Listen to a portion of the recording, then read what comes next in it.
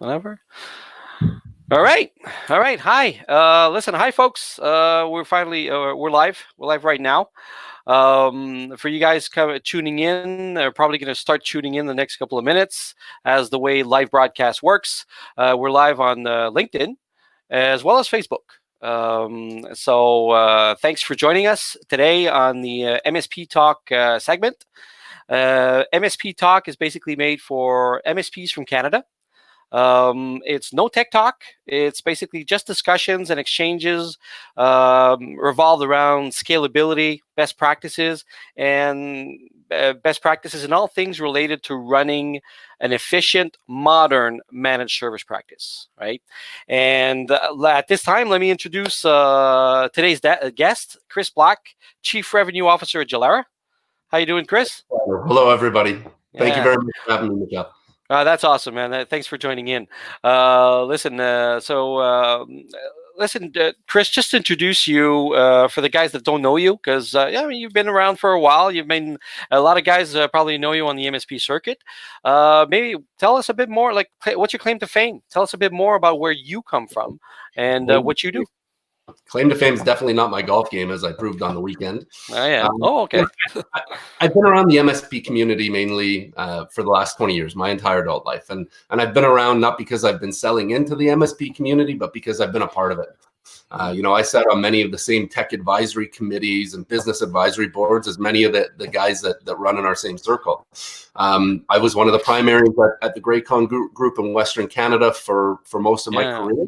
And I switched over to Jolera after Graycon successfully sold its business to Rico a couple of years ago. We finished the integration, and I needed a new adventure. So now I'm kind of on the other side of that coin and providing value to MSPs, and that value comes into a lot of different ways and forms and sources that we're going to talk about today. But it's fun being on the other side of the coin. But I think one of the values and strengths that I bring is I understand where you're coming from. I've been in that same position. I understand those stresses. It's a tough game out there. Yeah. How long were you at Graycon? Because you were there for a long time. Maybe close to 10 years. Right? Over 15 years. 15 years.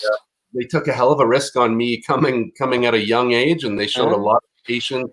I got to give credit to Doug Gray and Mike Blackwell for giving me a chance and showing me a ton of patience, really helping mentor a young guy into what is, most days a very good professional. It's been a fun ride. Cool. So listen, actually a shout out to Doug. I did meet him at a certain point last year. So shout out to those guys. And basically, by the way, if anybody wants to chime in, comment, say hi, don't be shy. Just chime in on Facebook or on LinkedIn. So basically, you're based out of Calgary, right? You're still based out of Calgary? Yeah, absolutely. That was it's a global role that I'm in. So Chief Revenue Officer for Jolera. We're a global business. Everybody's sort of now getting into that work remotely trend. We had it a long time ago. It's been something technology enablement has helped me operate from Calgary, and I run a worldwide team straight from just outside the mountains. And obviously limited travel these days, right? So how are you coping with the cabin fever?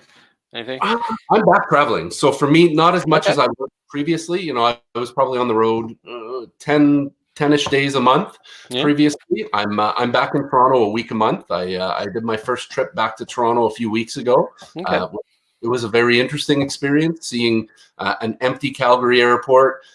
Weird seeing an empty Toronto Pearson. Yeah, unbelievable. Did you have to wear like a hazmat suit to get on or something?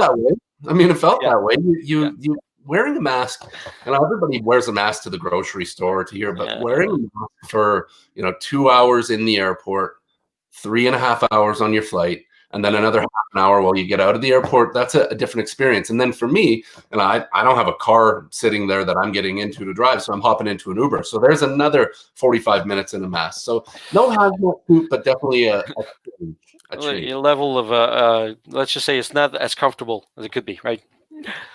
Yeah, but I'll take health over comfort. Oh yeah, no, for sure. Listen, it's a new way to adapt. But think about having a trans-Pacific flight, wearing a freaking mask. That can be one hell of a long flight. I can't wait. I can't wait. When I can go, I miss my team in Portugal. We have such an amazing team that operates out of Portugal for us.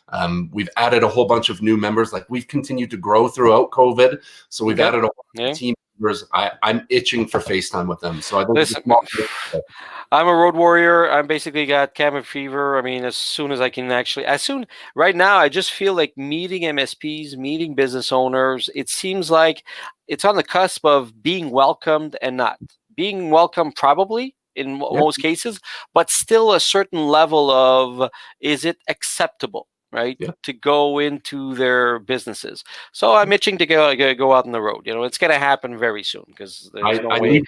I get in my car and I head right downtown for a coffee meeting with a prospective neighbor. So business can still happen, and I think Alberta and Western Canada is a little bit further ahead than the East is, but I think we'll find a new normal. Oh yeah, for sure. All right, so listen, Chris, we met last year at MicroH. We had a MicroH Innovation Conference, right? And it was sort of your introduction into the MicroH environment, the MicroH family, right? And you made a bit of a splash, okay? Because you had, I think, a compelling offer, right? And basically, we're going to dive into that a bit later. But before that, I wanted us to tell us a bit more about Jolera, about your claim to fame, about everything you might, well, not everything, but a lot of what you bring to the table. And then we're going to talk about specifically about the offer and the benefits that can get derived from dealing with Jolera. So the first segment here, Jolera, you coined the phrase. You told me you're an MSP for MSPs. So maybe tell us a bit more about Jolera.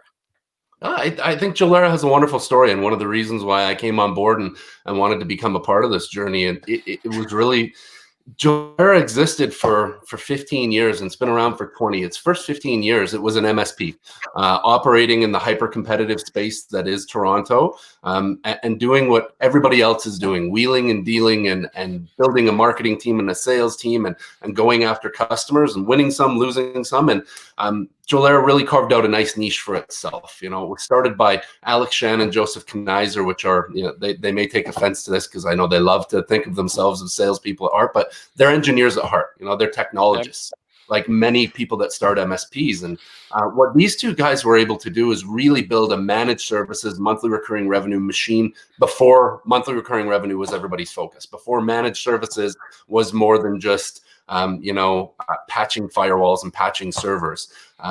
They are really ahead of the curve. And 5 years ago, they sat back and they looked at really three trends. There was cloud, commoditization, and consumerization that were starting to change our industry. And for those organizations that, had to heavily rely on product sales, and I know a lot of people say, oh, our product sales are still great. Everybody's got to admit there's diminishing margins. There's a diminishing demand. Cloud, day by day, and COVID has reinforced this, is overtaking it. Cloud consumerization, people, it used to be IT was a black box. You'd look at a router, to a finance guy. Finance guy would say, what the hell is a router? Just make it work. I just want an outcome. Now, when you go and you submit a wireless solution to a customer, they look at it and they say, hey, I set up my own wireless. It shouldn't cost $50,000. I did mine in an hour. And we know it's different, but they don't. And consumerization is dangerous. And then there's commoditization. And I think, I go out and I do the same thing as you. I visit with MSPs and the owners of MSPs, large and small, established and brand new, every day. And what I can tell you is the barriers to entry are lower than ever before. There are guys who used to be technicians that have entrepreneurial aspirations that are able to go without a lot of startup capital, and they're able to resell Azure services. They're able to resell AWS. They're able to resell a ton of stuff without a huge amount of credit in the bank, without distribution relationships. And it's putting pressures on all of us. So consumerization. Let me chime in. Yeah, let me chime in on that. Basically, I agree at the sense that right now there's so many tools out there, so much automation, availability. So I'd say the barriers to entry are lowered or being broken down. However, the price of entry to be competitive is actually way higher, because now the value you can deliver with your managed services and the complexities of it. I mean, a lot of times I talk to whatever, if you get guys that start diving into managed services, they think of a tool, they think of onboarding assets, supporting users, but it's a process. It's not so much about the tool set that you're using. It's about the process. And the process is about hitting your head on the wall and figuring out, like, after a year that this isn't working out, we need to redo this piece, add this component to get to a level where you're actually highly competitive and not a race to zero, right? Absolutely. So I agree. Like I said, basically, if barriers are being broken down, but on the flip side, it's such a long process that I feel that anybody who hasn't gotten into managed services right now in 2020, don't even go there. Find a partner. No. I'm talking about. Let's be clear. They need to offer managed services, but I'd say don't build it. Do not build it. If you build it from scratch right now, I think you're a bit behind the eight ball, unless you hire an experienced service manager that's going to set it up for you, someone that's done it from scratch before, that basically can get you a leg up. Otherwise, I'd say, and that ties into the next segment, find a partner to outsource that piece to, right? And I think that ties in very well to the next segment, the piece, which is, hold on a second, basically, benefits of outsourcing, right? And before we dive into like the benefits of outsourcing, maybe just like real quick, Jolera, just to close the book on Jolera. How big is the outfit? How many employees, offices worldwide, something like that? So 5 years ago, we do the full switch and changeover. We pivot to channel.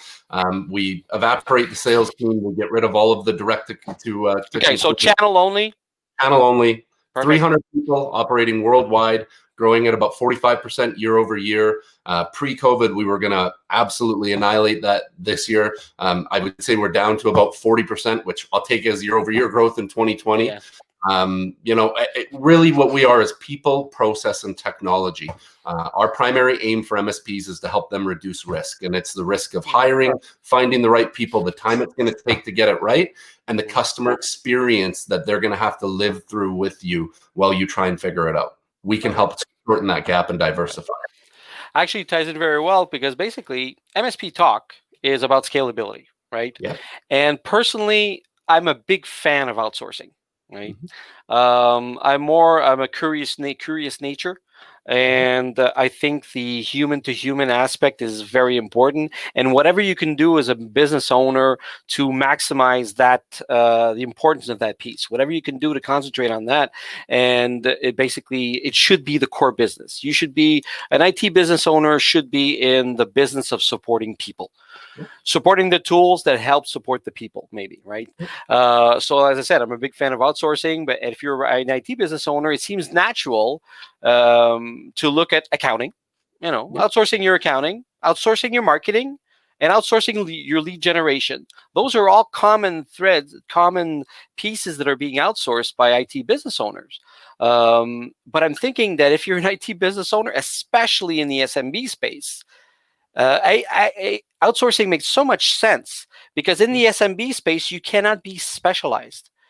You have to be able to diversify and offer a wide array of services. And now then all of a sudden it makes sense to actually think about outsourcing more than just those components we just mentioned. So maybe expand on certain benefits that some of your clients have had by outsourcing some of their key components, like the managed services, or we can talk about cybersecurity a bit later. Listen, I'll pull even back one step.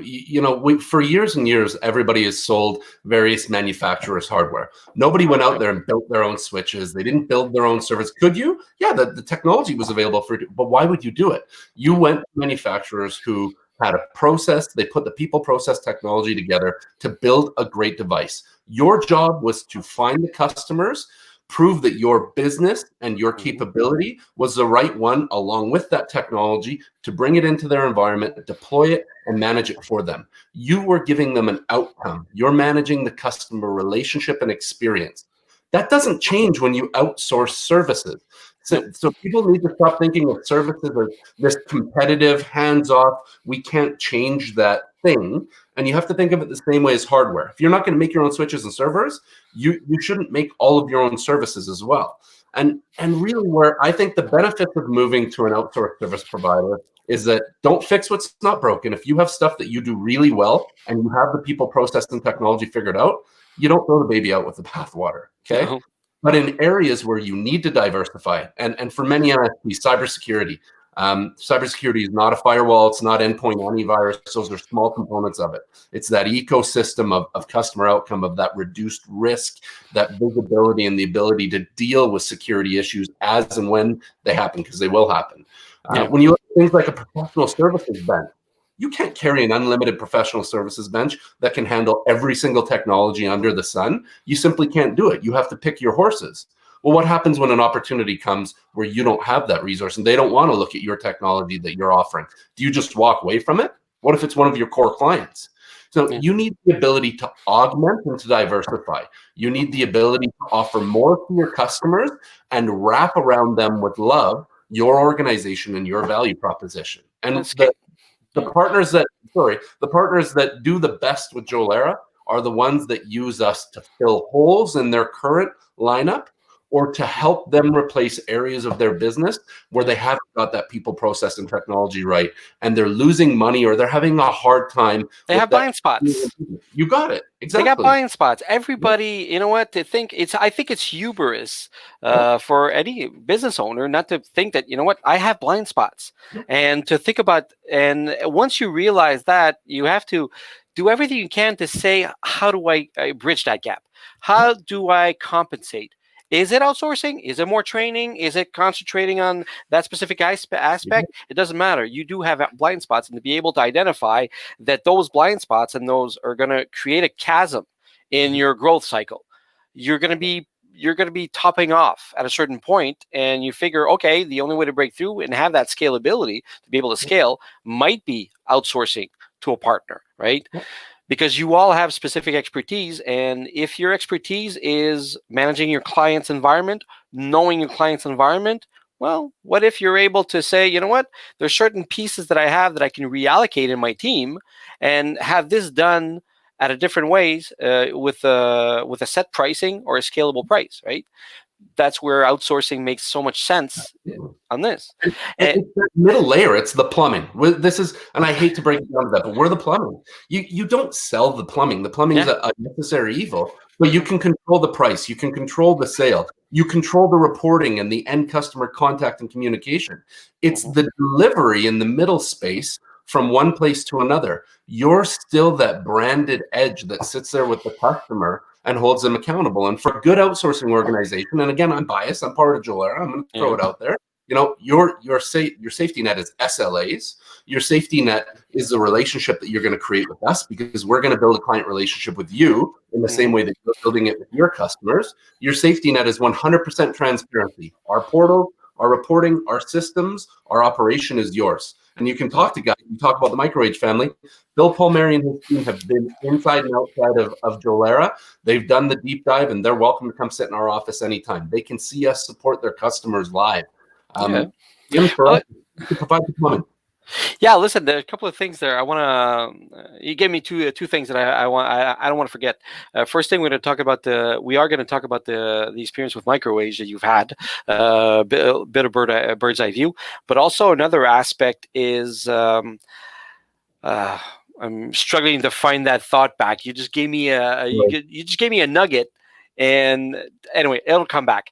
But listen, let's dive into your experience, what you found with MicroAge, because like I said, you did a great job of presenting your services. You're approached by you're approached by MicroAge to look at filling in the gaps. However, just to make sure that people have a good sense of the diversity of clients that you can speak to, the diversity of MSPs that you can speak to.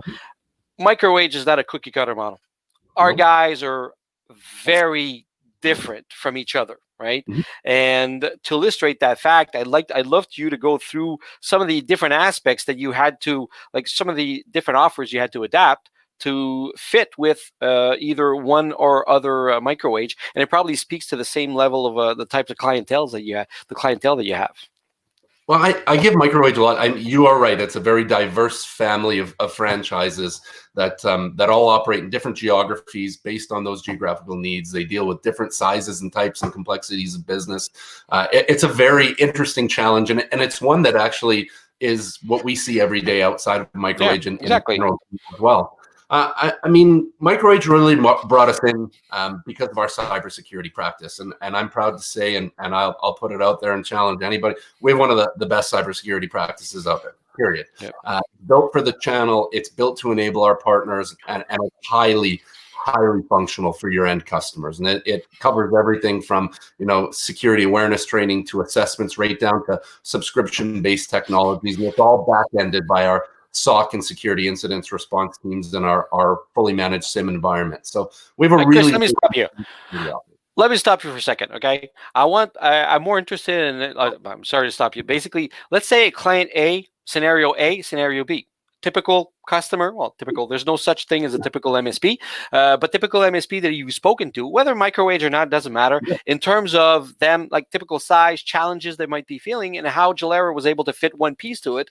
And another scenario, which might be completely different, or that you can speak to, and just like, give me a couple of examples.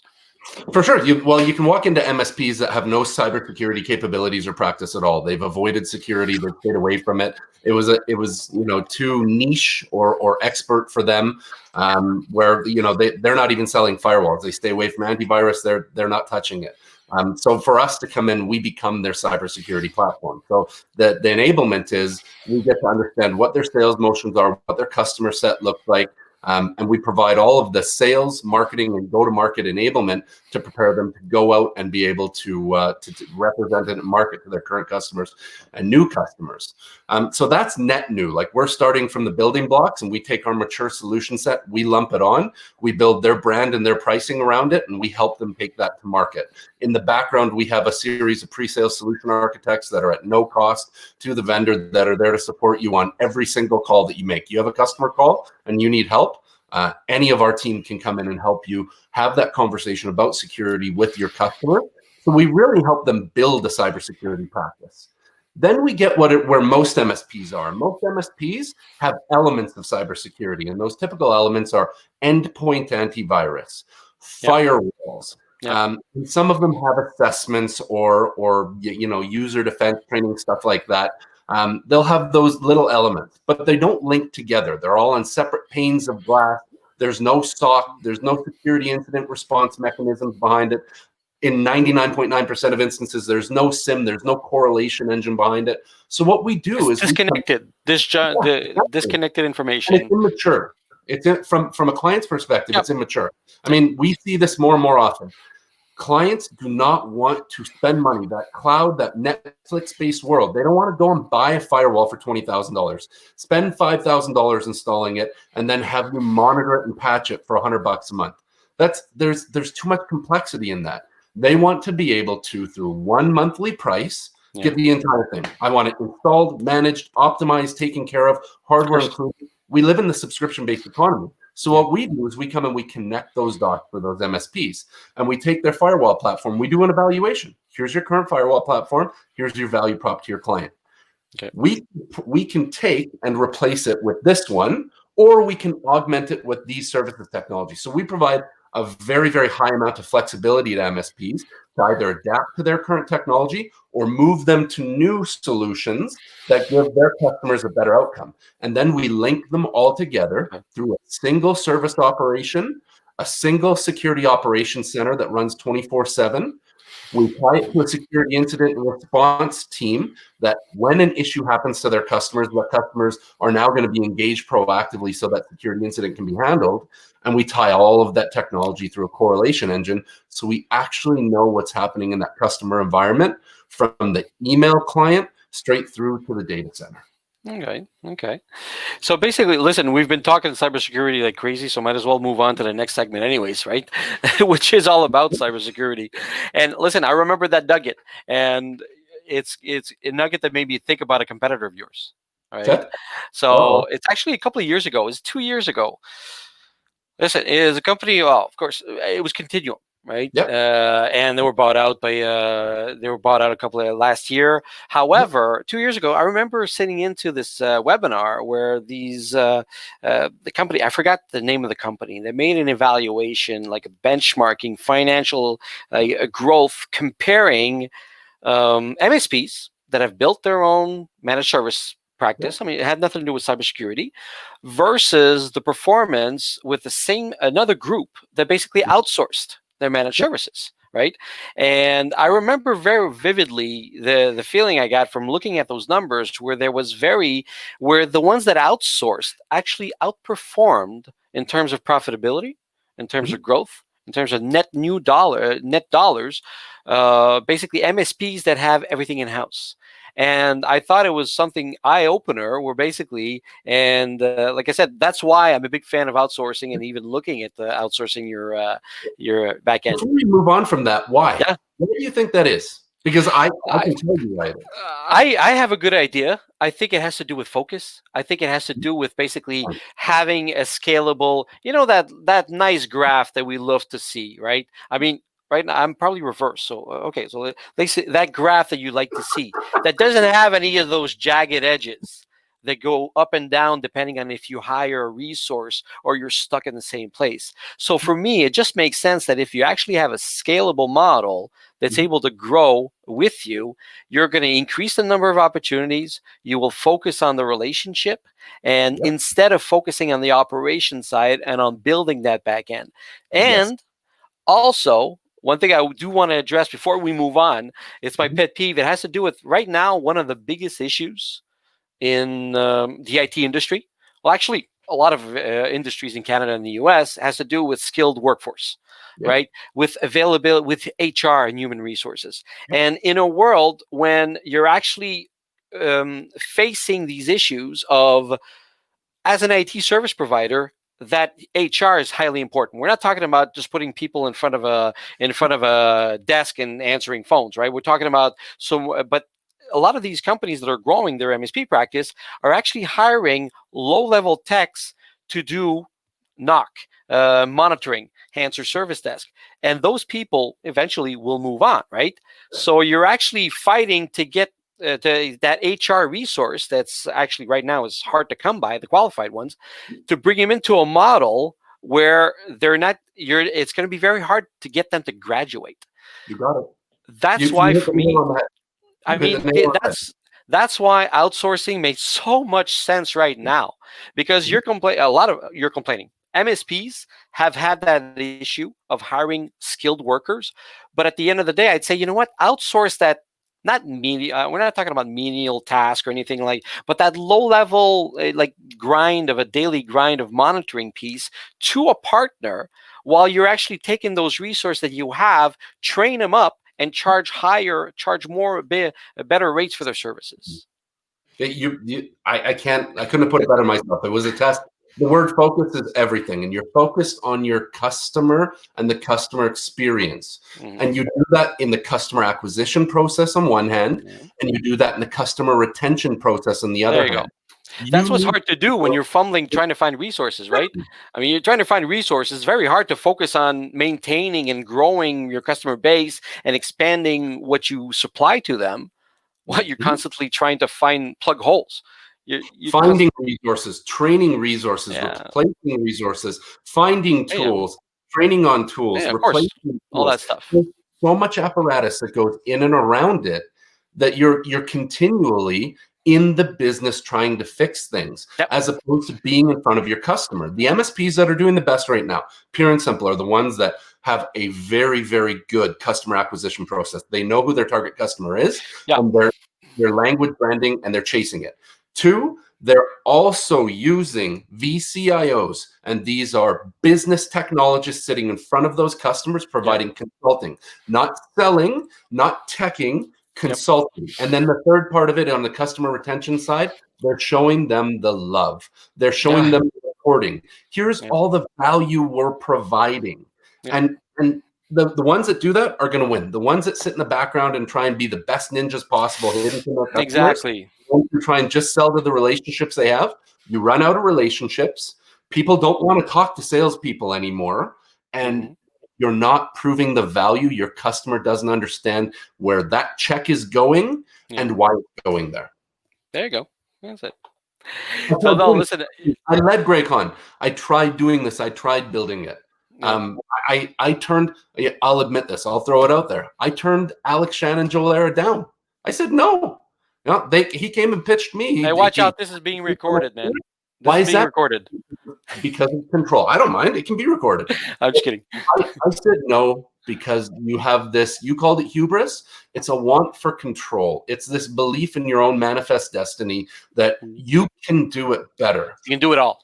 And the thing that you have to focus on, that you need to do better and that you need to be the best at, and I've talked to Phil Palmieri about this many times, that it's that focus on your customer. If your customer feels the love, your customer feels invested into, they feel informed, you win. You've won. Yep. No competitors come on the door. Yep. All right, so let's move on to the last segment, that cybersecurity. But that was great. That's like I said, I'm a big fan of outsourcing, and there's so many benefits to it. And you touched base on one thing: lack of control. The feeling when I'm talking to an IT business owner that's talking about outsourcing, it has nothing to do with a microwave or anything. And all of a sudden, there's this sense of loss of, well, that's my expertise, and I'm outsourcing. Yeah, but at the end of the day, that's not what's, is it something that's keeping you from growing? If it is, find a way around it. Do something about it, right? Anyways. It's intellectual honesty. And I admit, I had this myself, that being intellectually honest with yourself and sitting there and, we go out there and we tell partners you can make 30 to 40 points on any of our solutions. We think that that's really fair. And we think based on the scale. Because you're not investing in the tools, the process, and everything. They don't see that. They sit back and they just think about their set costs in their system and what they sell. Well, we're making 50 points on it now, so I'm going to lose margin. No. There's more to it. Well, you know what? HR, tools, replacement of resources, expertise. Yeah, but Chris, I gotta say you're right. But however, there is somewhat of the changing of mindset in the industry. I think that so many owners are very mindful now of the true cost of delivering, of actually making a dollar, right? And it's something. It's an evolution in terms of mindset, changing landscape. It's not just in IT. I think it comes from management schools of thoughts, right? And it's becoming to a point where it's more common knowledge now that, you have to think, maybe you can't calculate all your hidden costs, but you have you have a sense of the hard costs and the operational costs, the ongoing costs, and being able to actually get a true price of the service delivery, right? Absolutely. I'm gonna throw out a plug for a company because they absolutely deserve it. There's organizations like Action KPI. They're based out of Calgary and they operate across Canada. And Action KPI, they call themselves profitability architects. And what they do is they take all of your unstructured, financial data and costs and all of this stuff that I don't fully understand, and they're able to give you a view of your performance, your costs, your areas within your business that will make you uncomfortable. But if there's any MSP guys out there that are sitting there thinking, I just don't know my numbers well enough, call the guy at Action KPI. It's crazy how much information they can give you from the numbers that are at your fingertips. Actually, I'll give another plug before we dive into the next segment. Is we at Microwage, we've been dealing with Taylor. We've had partners for the past couple of years. Taylor Business Group, TBG, out of the States, and they have brought. How do I say it? They base their analysis a lot on financial benchmarking. And that has opened up a lot of eyes to be able to have our franchisees look at a dashboard, plug in their numbers on a monthly basis, but be able to benchmark with 150 other MSPs from North America.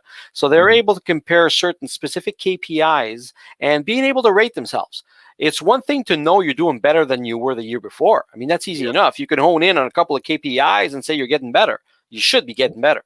However, to be able to see the gap, the delta, that you can actually, the piece of pie that you can actually go get, here's that chunk of business that I can go get by raising my efficiency in one particular segment.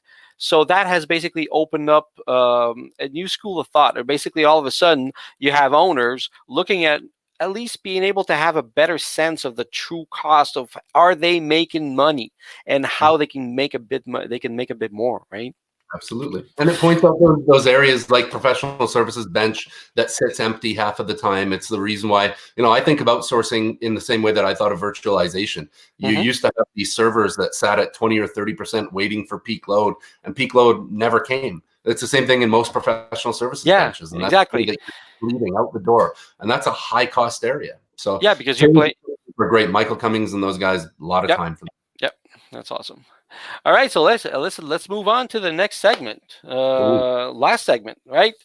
Listen, the game-changing nature of cybersecurity. Okay, when I'm saying game-changing is that, in a lot of senses, it's a driver for change. It's a business opportunity, but it is a game changer by nature. And we're not going to dive into regulations or anything like that. But with the growing threat of cybersecurity, it's gotten a lot of companies mindful, a lot of MSPs very opportunistic with that. And all of a sudden, you have this PIPEDA and GDPR, okay, that bring some sort of guidance to say, hey guys, you have to be mindful about this piece, right? All of a sudden, before you were managing assets, you're a managed service provider. You manage assets. You manage. You have the help desk, and of course, you've got it written in your SLAs that anybody can get hacked for sure. But however, there's certain complexities that MSPs that all of a sudden now they have to face and build into their MSP, to their managed service practice. But basically, there's now all of a sudden there's lines of businesses like accountants, lawyers, medical environment that are coming to MSPs and saying, listen, I'm sorry, you show me your compliance roadmap. Show me what you're going to do in the event of a breach or anything like that. It's not so much that you can secure a client fully, which is nobody should be saying that. I mean, there's no way in hell you can do that. However, it's more a question of, okay, what's your plan in place if something should happen? And I get the feeling sometimes the managed service providers are more like, oh, okay, well, wait a minute, that's something new I got to tackle, right? And it's not just when something does happen. It's what are you doing to safeguard our data? And everybody used to look at it before as, doors and windows. Nobody's interested in doors and windows anymore. It's much more than that. It's about the data. What are you doing to make sure that there's proper access to data, that data is in the proper place and it's stored and transmitted properly? This is where a lot of these compliance, GDPR is a great example of that. It's what are you doing with my data? It's not what are you doing to protect the perimeter. No. It's data classification, it's data security, it's encryption, it's multi-factor authentication. It's all this stuff that in the past, I mean, RSA multi-factor authentication has been around forever, but only big organizations bought into it. Well, I would say one of the popular products that is resold by our channel partners from our team is Office 365 and Microsoft Azure-based multi-factor authentication. How do we secure our Windows environment? How do we secure our cloud asset? What do we do to ensure that only the right people have access to systems and to this data, and that in any time that it's at rest, it's encrypted and unavailable should it ever be leaked? Yep. It's also, like you said, basically it's about the classification of that, but it's also about it's the extension of the process too. Like what steps are you taking as an organization? Because at the end of the day, you're an MSP. Okay, to think that you're providing service to make sure that there's no downtime for your client is one piece. Okay, I think that's that's essential piece of a managed services, the MSP's offer, right? And now it becomes more a question of, okay, what are you going to do when there's a breach that happens? And it adds layers of complexities that go so much beyond, because you can't fathom what everything that's going to come down the pipe. There's no way in hell you can be prepared for that. I mean, listen. Generalization. I'll go, and this almost goes to the benefits of outsourcing, and it goes to the value prop of Jolera. Generalization is death these days. You need to be very specific. You need to be very granular. I mean, we use a modular Lego block view-based system, which means that, when somebody's buying a service offering from us within the Jolera ecosystem, every access point, every switch, every server, they all have a specific agreement for each and every item, not a general statement of it's going to be $5,000 to protect your servers. We list and label the number of servers. Those servers have to be up to a certain spec. They have to fit a certain operational spec, and they have to be up to date. It's the same thing with switching, same thing with access points. Being granular with customers allows you to hit those SLAs and to build achievable SLAs. When it comes to cybersecurity, one of the biggest mistakes I see, and sadly I still see it a lot with MSPs, is they're very general, and they walk in, and when you're general, your customer expects that you're going to be general in all aspects of what you do. So when they sign off on outsourcing to you as an MSP, they expect you to have everything. You don't get to say, oh, your backups aren't covered because that's not in the contract. We outsourced everything to you. What do you mean they're not in there? Well, we only do 2 restores a year, and this is a 3rd restore. I need my data. What am I supposed to do? Cybersecurity is one of those areas for MSPs that you can no longer coast along with. Oh no, actually, when customers come to you and they've been ransomware, they want a response. They deserve a response immediately. Not we'll figure it out when we can figure it out, or you should just pay for that ransomware. It can cripple. It can cripple. Yes, it can. I mean, all the cases are there. Like business cases are there. It can cripple a company, but it can also cripple an MSP that's basically built on a reputation. I mean, think about it. I like to say the fact that a lot of MSPs are great at referrals. You know, of course, everybody's great at referrals. But what if all of a sudden you didn't do necessarily a tip-top job of protecting, of advising, of doing everything you should to protect the customer? Of course, he's going to get breached. It's going to happen. But sometimes it can actually be crippling to your business. Then all of a sudden, your business, based on reputation, based on the referrals that you get, all of a sudden now you're kind of you're vulnerable, right? So one thing I want to break down for you, okay? It might actually be a typical business case, right? Let's break it down. I've got, let's say I own a small MSP, right? 6 to 8 or 9 employees, or something like that, right? I manage my customers well, okay? I do a good, solid, I have a good team, solid processes in place and tools. I've got great contracts, you know, with outlined SLAs and responsibilities. Liabilities are covered, making sure that they sign on the dotted line that, you know what, I'm not responsible for this and this and that. But you know what? I'm mindful that no matter how much I feel I'm prepared, it's never enough. And I think that's sensible given the actual, when it comes to cybersecurity. What are your thoughts on that? What are your thoughts on this? Like the fact that it keeps me up at night, right? Yeah. I think continual inspection and awareness is important. We talked about intellectual honesty a little bit earlier, and we've got unfortunately, I don't have a whiteboard with all the fun stuff behind me, but we have a pinwheel for security, and that wheel is a bit of a flywheel, and it starts with assessment, it moves to user defense and user awareness training, it goes to mail, which is the number 1 communications collaboration and hacked platform that's out there, it goes into perimeter, it goes through all the key areas of security. And I would challenge, we call it Jolera Blue Secure. If you have all the different areas, it's Blue Secure. You're looking at security as deep from an IT consulting perspective as you possibly can. Now, there's other elements to it with data classification, and you can go much deeper. But if you hit Jolera Blue Secure, you're as covered as you consciously can be. So what I would challenge that MSP to do, and I do this when we sit down and we talk. I did this 2 weeks ago before I went on vacation with one of Canada's largest MSPs. In our first meeting with them, we've got a great cybersecurity program. Let's do a contrast and compare. And if you're doing it well, don't change it. Continue to improve it, but don't change it. But if it's a gap, let's have the conversation. So really look at it honestly and say, from an assessment to a user awareness training to the key critical technologies, and then the SOC and the ability to respond to threats, which ones do you have? And then rate them on a scale of maturity from 1 to 5 or 1 to 10. And if there's anything in the security realm that's sitting under a 7 or as a 0, you have a gap and you can fill it. And you don't have to recreate the wheel to do it. This isn't 5-10 years ago where you literally had to go and hire a CISO. Start from scratch. You don't have to do that anymore. There's lots of companies that can help you. I prefer it be Jolera, but if you have a predilection, you don't like the way that I look, you don't like what I've said, there are other organizations that can help you fill those gaps because your customer expects you to have those gaps filled. And if you don't, you're going to find that there's multiple different parties encroaching in your space who are offering diversified solutions. I was another big, I'm not going to throw out the names because I have friends that are involved in it, but there was another big merger acquisition last week that happened in our community. And it's creating another significant national play where a big non-IT provider with a huge customer base just bought a fantastic MSP and they're integrating them in. What do you think their next step is? It's not to sit and run their current business. It's to chase after national exposure.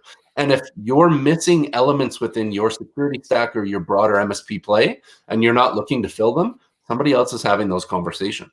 Oh yeah, for sure. Oh, listen, that's the one thing. I mean, basically, uh, I mentioned about having an MSP owner being kept up at night. I think there's two aspects to that. Is first off is protecting my assets and my business so far, and protecting my customers to make sure that I'm in a good position. But second, it also has to do with the next wave of being able to develop to deploy businesses. Because I mean, listen, I mentioned earlier accountants, lawyers, medical practices. I mean, do you have any other like specific lines of businesses that are very, very mindful that all of a sudden it becomes like it used to be like third on the list of priorities, and now all of a sudden it's on the forefront of what they're. Look where we're working from. Every business is now has this. I would say the barriers are gone. People that didn't care about cybersecurity before, with workers working from home on more devices than ever before, from domestic internet connect, like you have now just increased the amount of people remotely logging into your systems and your ability to control that exponentially. So security is on every business's mind. And every business. Oh no, I agree. It's on every business. But I was specifically talking about certain lines of businesses that all of a sudden it becomes the foremost, like the biggest, like I said, like accountants, lawyers, medical practices, or stuff like that. That all of a sudden, maybe it's on top of mind of so many people. They has to, if they've been watching the news or been whatever, keeping up to date. However, just wondering if there's any other like lines of business that have been really, really coming down and telling their MSPs, listen, no. You need to step up. You need to. I'm not going to sign with you until you show me the cybersecurity. I would say there's two. Look for two key markers. One is people that are protecting personal information of other people, credit cards, healthcare records, any business protecting personal information, banking, insurance companies, all of those, because they have an immense amount of personal information. The other side are organizations with intellectual property. And any organizations with IP, you think of geophysical or engineering companies. You think architecture firms or construction companies. Anything where that IP, even IT companies. And this is the funny one. We have had a number of MSPs who have come to us for us to provide them security. Of course. Because the key target now is people going after MSPs because they know that MSPs are the gateway to hundreds of clients. There you go. With information that's available. So I would look for anybody with personal or business data and anybody with IP. Intellectual property is another huge driver. Yeah, and you just hit it on the nail on the head. MSPs are a target, and that's the thing. That's what should be keeping up some owners at night, saying, okay, now I'm a target. Because why? Because I've been successful. I've had a lot of customers. I do have a lot of customers that I'm providing services for, that I'm managing their environment and everything. So I now have a target on my back, and how secured I am, right? Am I? All right. And security, security doesn't stop. I don't want to continue to beat security to death, but security doesn't stop with the advanced technology. Security has to do with, how you're patching servers and what the network operations center is doing, how you're patching different pieces of technology and making sure that they're up to spec. Security has to do with the way that customers are handled from that documentation standpoint, where that documentation resides on the service desk, how issues are traversed through systems from service desk to NOC or to an escalation team through to the security incident response team.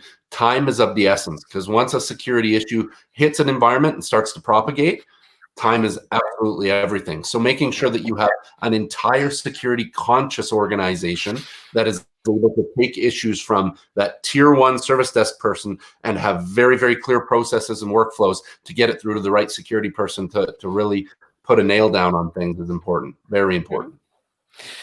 All right. Listen, good stuff. We're coming up on the hour. So basically, you know what? This show sometimes lasts for 30 minutes, sometimes for an hour. But I think I wanted to appreciate, and I was wondering if you had any final thoughts before we sign off. Yeah, I mean, if you're not sure about outsourcing and you want to just have a conversation, you're not dealing with salespeople. There's two salespeople at Jolera. There's me and there's Alex Shan, our CEO. You're talking to two guys that for the last 20 years have run and grown MSPs to significant size. we can have just a business conversation with you. And I've had it with many MSPs that are in the right direction, that it's not the right time to change. You create part of your network. You get to know some individuals that have a bit of sway and have some good connections out there. No harm in having a conversation. So I would say if I reach out to you, have the conversation. It's not an all or nothing proposition. It's just a business conversation. There you go. So, guys, Jolera, remember, an MSP for MSPs. And Chris basically, Chris has got full of knowledge, as you can see, and definitely connected in the MSP world and the reality of MSPs. And I appreciate you coming on board, join me for MSP Talk. And listen, look forward to seeing you at the next microwave convention. It was scrapped for this year for some reason. I don't know, something about. I don't know what the reason is. Well, it's something about a flying petri dish. Guys didn't want to come to Montreal, which, hey, it is what it is. So anyway, so listen, guys. Oh, what was it? What was it? Gabby's. Oh my God. Gibby's. Oh. Yeah. Actually, I'm not set up right, but I could show you a couple of clips that I see you singing along with the whole gang. Do not share those. That's terrible. My wife gave me a lot of trouble for that. What, for singing along at Sweet Caroline? I have a voice for pictures. Okay. Anyways, I'll keep that on the wraps for now. All right. So listen, thanks, Chris, for being on board, and thanks everyone, a few guys that joined in, and see you again next time. Don't know yet who the guest is going to be, but stay tuned. All right. Thanks so much. All right, guys. Have a great summer. Have a great day. Bye, everybody. Bye. And broadcast.